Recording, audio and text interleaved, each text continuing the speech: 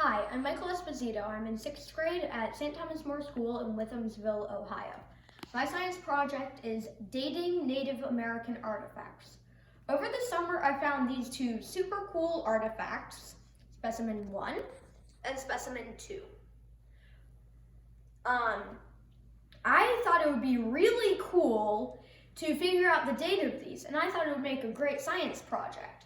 So I decided that for my problem, it would be, are the Native American artifacts I found of the same native culture and time period? But to get a good hypothesis, I needed to know about these time periods first.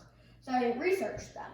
The Paleo time period came first, when the first people moved into North America.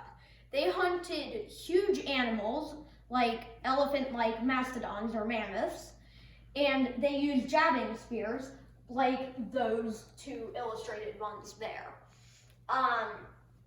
They would hunt with jabbing because of how hard it was for those animals to get away. However, when the Ice Age ended, those large animals died off, making way for smaller ones like deer and rabbits. And they had to adapt to make a weapon for killing those, because if you tried to walk up on a rabbit with a spear, it would probably hear you and run away. So they had to develop a technique to hit it from far away. Unlike common belief, they had arrowheads. It's not.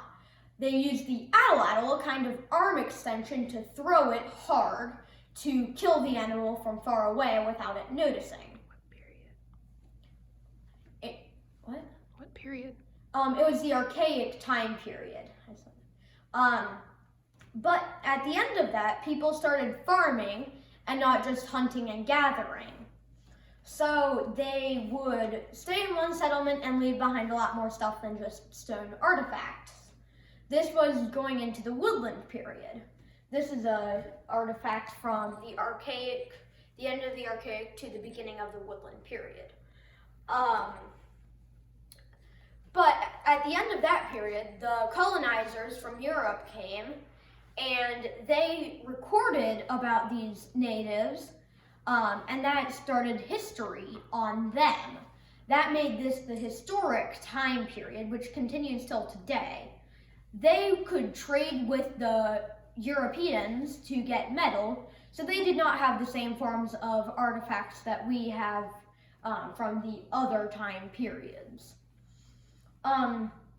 After learning this, I made my hypothesis that because of how different they look, I think they aren't from the same time period.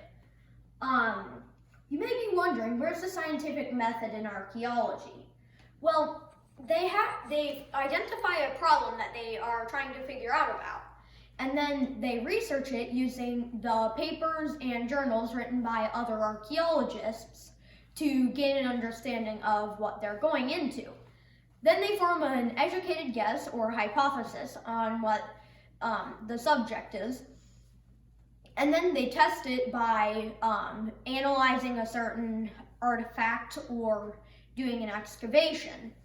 After testing their hypothesis, if it was correct, they have a stronger understanding of the past. If it was incorrect, they think of other explanations for what the data showed. For this project, I needed specimen 1 and 2, the artifact collections at a few museums, Arrowhead's a Beginner's Guide, Ohio flint types, hunting for projectile points in Ohio, Stone Age man in the Ohio country, and the official Overstreet Indian Arrowheads identification and price guide. And then I had to do it by key characteristics to identify these due to them not having site context. So the first key characteristic I looked at was notching, that part right there. The second one I looked at was flaking, the chips that formed it into an actual spearhead, not just a lump of rock. Then I looked at the overall shape by the length, by width, the stem, which is the part down here, the hafting, the worked part down at the bottom, the blade, and the distal end, which would just be the very tip. After that, I looked at the material type, which is kind of self-explanatory. Is it flint, chert, obsidian, or hornstone? And then I looked at the cross section, which would be if you remove the bottom, what would the inside look like? So the first one, the first test, specimen 1 did not have notching. It was a stemmed form. But the second one, specimen 2, it did have notching, corner notching. On the second test, the flaking, the first one was carelessly made and random flaking, no real pattern to it. However, the second one has flaking going to the sides. That means it's a horizontal transverse flaked one. Their overall shape, specimen 1 was 4 by 3.2 centimeters. Its stem was original rind, meaning it's grainy at the bottom. Its hafting was also original rind. Its blade had no serrations but a left-hand bevel, which would be chipping down to make it sharper. And its distal end was acuminate. Specimen 2 was 7.5 by 3.5 centimeters. It did not have a stem. Its hafting was corner notched. Its blade had fine serrations on the left-hand bevel, and its distal end was acute. The material type for specimen 1 was most likely Flint Ridge flint. It resembles the Flint Ridge flint known specimen much more than the Carter Caves known specimen, which are the 2 common flint types in our area. But the other one was a black form of chert. We have no real idea of what form it is. To list a few, Fort Payne, Dover, or Upper Mercer chert.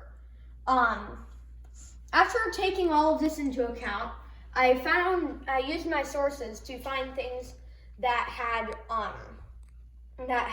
the characteristics of the sort.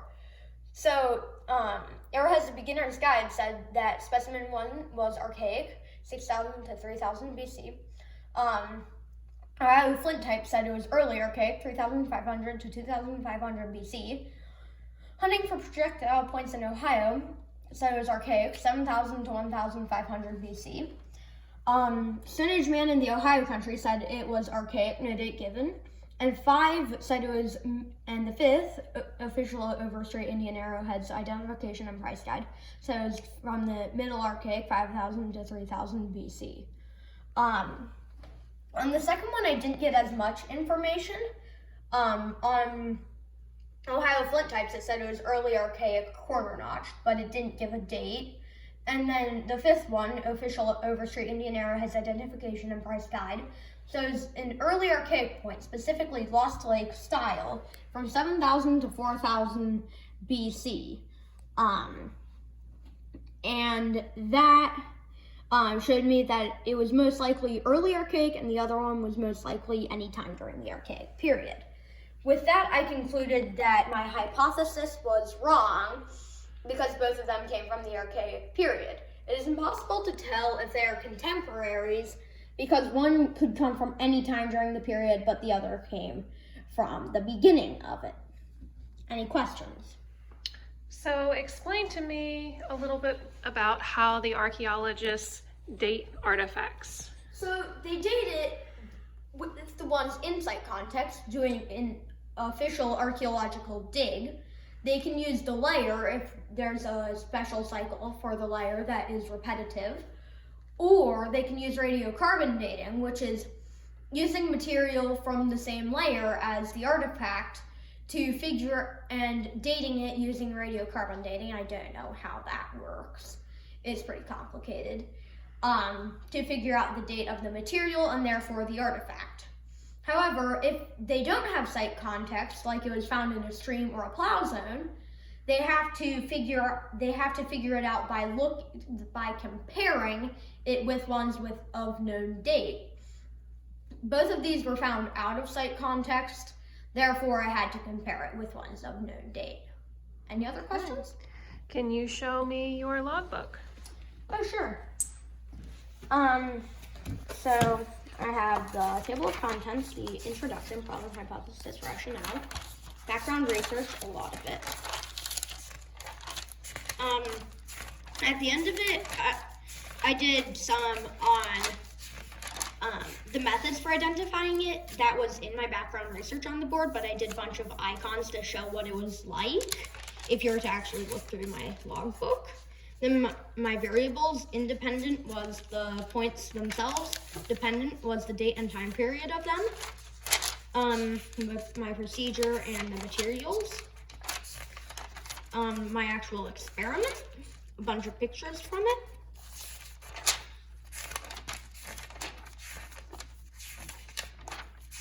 My analysis of it, which was the graph, and then the dating of it, and the sources for the analysis, and then my discussion, which would talk about how, like, why these points are important, all of that. And then there was my conclusion, which I already said. Okay. Any other questions? So, what was your favorite part of this project? Oh, my favorite part, other than collecting the artifacts, that would be the best. I actually really liked finding out the date of these, because that's really cool, knowing that you have a possibly 9,000-year-old point in your collection.